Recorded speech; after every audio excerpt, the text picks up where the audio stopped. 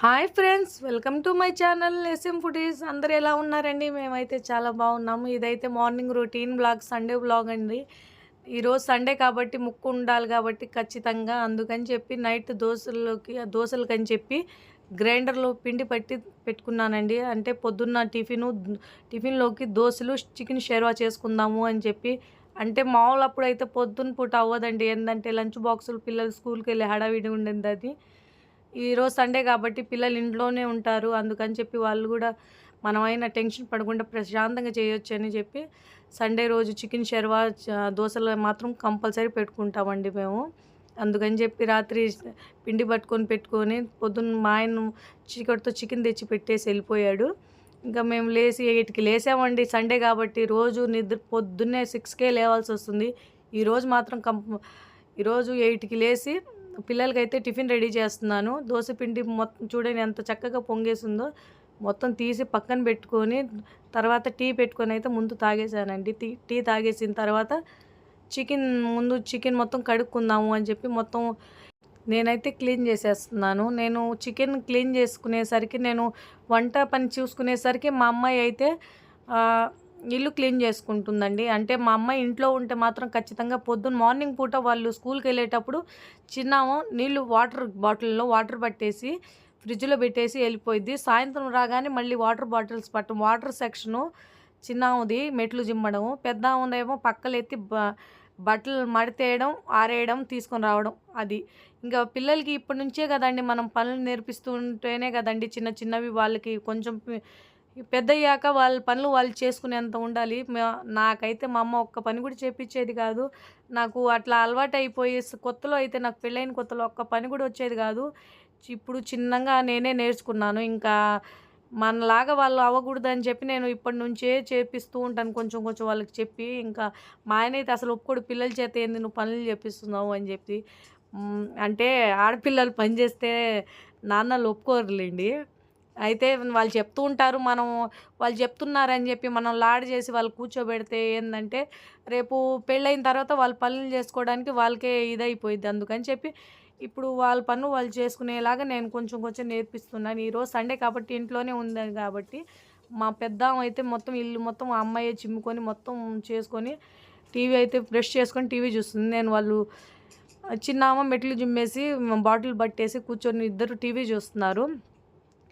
నేను అయితే chicken curry చేస్తున్నానండి. చికెన్ కడగాలంటే అసలు నాకైతే కొంతమంది ఊరికనే కడిగేస్తారండి. నేనైతే ఒక అరగంట పట్టిద్ది ఆ చికెన్ కడగడానికే.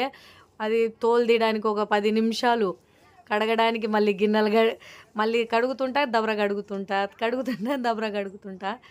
సరే అని చెప్పి ఇంకా టైం అయిపోతుంది. వాళ్ళేమో ఇంకా ఆకలి అని పని చేసుకొని కూర్చున్నారు. నేనైతే కడగడంలోనే సరిపోతుంది.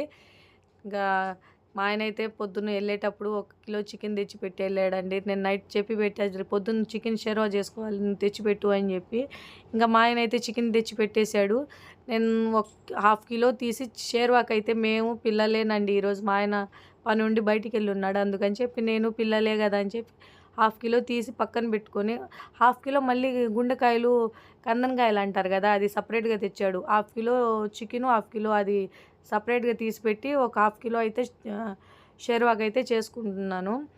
ఇంకా చికెన్ కడిగేసిన తర్వాత మళ్ళీ హ్యాండ్ వాష్ చేసుకోవాలని. ఏంటంటే నేను ఏ పని చేసినా కూడా ఒక స్పూన్ ఏమైనా వేసినా కూడా ఏమైనా తాకినా కూడా హ్యాండ్ వాష్. నాకు కొంచెం ఓసిడి ఎక్కువ అండి. ఇంకా చికెన్ కడిగేసిన తర్వాత హ్యాండ్ వాష్ అయితే చేసుకుని ఇంకా కుక్కర్లో కర్రీ అయితే పెట్టేస్తున్నాను. చికెన్ కర్రీ కుక్కర్లో పెడుతున్నారు అనుకుంటారేమో. ఏంటంటే తొందరగా అయిపోయిద్ది అని చెప్పి టైం అయిపోతుంది. కానీ నిజంగా అండి చాలా అంటే చాలా బాగుందండి కుక్కర్లో పెట్టినా కూడా. ఏంటంటే 2 విజిల్స్ పెట్టి ఒక 2 నిమిషాలు 2 విజిల్స్ పెట్టిన తర్వాత ప్రెషర్ మొత్తం పోయిన తర్వాత ఒక 2-3 నిమిషాలు సిమ్ములో పెట్టుకొని కూర కొంచెం చిక్కగా, మరీ అంత పల్చగా కాకుండా మరీ అంత చిక్కగా కాకుండా కొంచెం మీడియం లాగా పెట్టుకుంటే చికెన్ షెర్వా అయితే అదిరిపోయిద్దండి. అసలైతే మనం కుక్కర్లో ముందుగా ఆయిల్ వేసుకొని సన్నగా కట్ చేసుకున్న ఆనియన్స్ ముక్కలు వేసుకొని బాగా ఫ్రై చేసుకోండి. అది కొంచెం ఫ్రై అయిపోయిన తర్వాత అందులో 2 పెద్ద సైజు టమాటాలు, పచ్చిమిర్చి వేసుకొని అది కూడా బాగా ఫ్రై చేసుకోండి. మొత్తం అదంతా ఫ్రై అయిపోయిన తర్వాత అందులో ఒక ముద్ద అల్లం వెల్లుల్లి పేస్ట్ వేసుకొని దాంట్లోనే ఒక 3 స్పూన్ల కొబ్బరి మసాలా వేసుకొని చేసుకుండి, అందులో చికెన్ వేసేసి ఉప్పు, కారం, ధనియాల పొడి, మొత్తం గరం మసాలా, చికెన్ మసాలా వేసుకొని చేసుకుంటే షేర్వా మాత్రం అద్దిరిపోయిద్ది. మూత పెట్టుకొని 2 విజిల్స్ పెట్టుకోండి.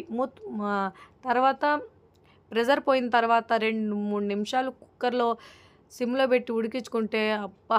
చికెన్ షెర్వా అయితే మనం బజార్ నుంచి తెచ్చుకున్న దానికన్నా కూడా బావుండిద్దండి. ఒక్కసారి ట్రై చేసి చూడండి మీరు ఒక్కసారైతే.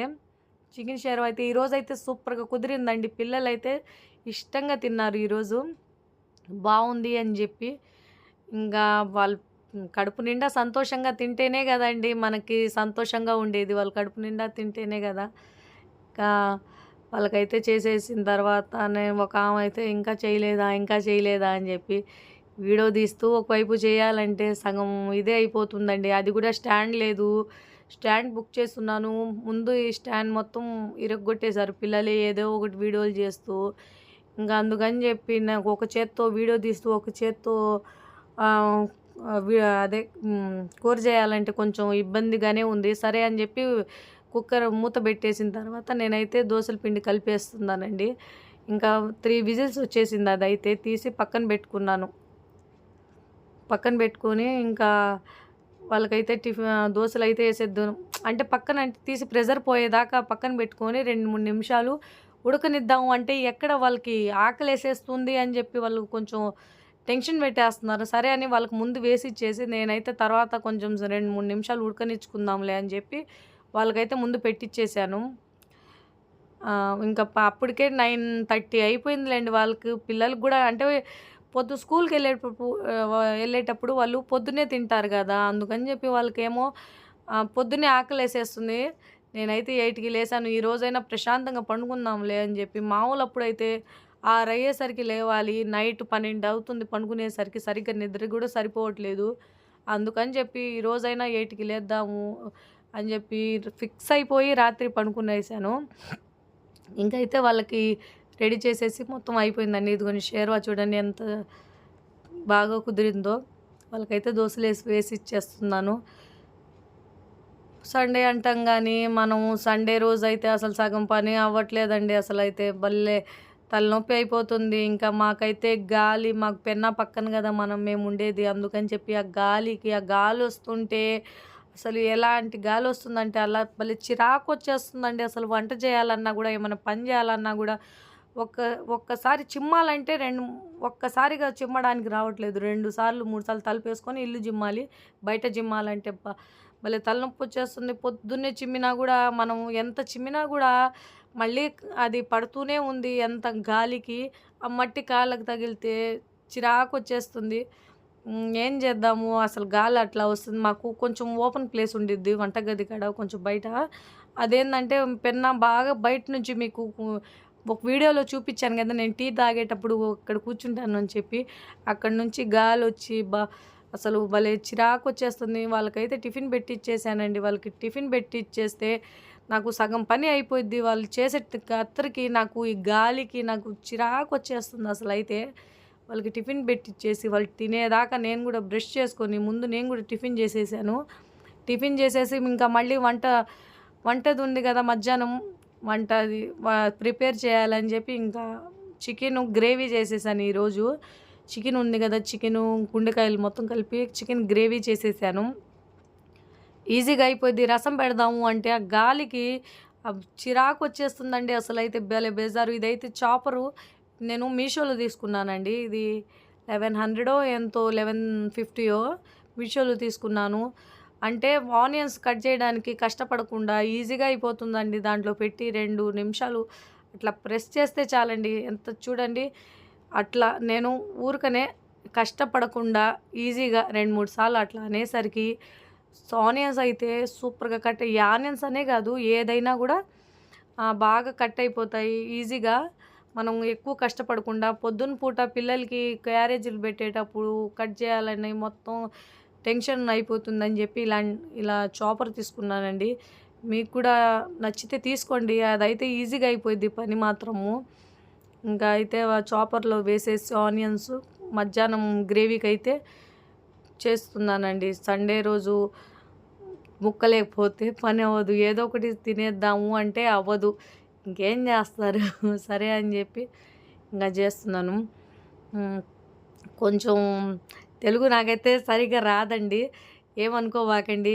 ఏదో చెప్తున్నాను. నచ్చితే లైక్ చేయండి. నచ్చితే సబ్స్క్రైబ్ చేసుకోండి.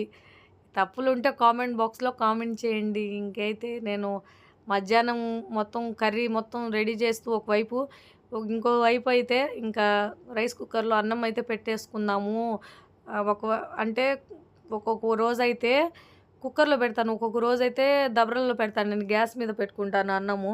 అంటే రైస్ కుక్కర్‌లో తినకూడదు అని చెప్తారు గానీ, ఒకొ తినేవాళ్ళు తింటుంటారు గదా! ఒక్కొక్కసారి తొందరగా బయటికెళ్ళే పని ఉండిద్ది. అందుకని చెప్పి కుక్కర్‌లు నేనైతే స్క్వేర్‌లో 2 పెట్టుకొని ఉంటానండి. ఒకటి పెద్దది, ఒకటి చిన్నది. చిన్నదైతే కంపల్సరీ పిల్లలు స్కూల్‌కెళ్ళేటప్పుడు చిన్న దాంట్లో మాత్రం రోజు అది వాడేసుకుంటాము.